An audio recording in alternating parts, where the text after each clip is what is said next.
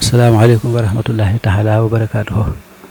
mbokk jullit yi, mbokk taalibe yi, ñoo ngi leen di nuyu yéen ñëpp ku ci nekk ci turam ak santam, di leen baalu àq te di leen baal àq, di am ay kàddu yu yëkkati rek mu jëm ci ndigal lii sëriñ bi joxe, sëriñ Muntaxa yàlla na fi yàgg te wér ci barkeb sëriñ bi, muy bisub xasida bii mu woote ci jumaa ji jaalar bi bii di ñëw bu dellusee tolloog la 11.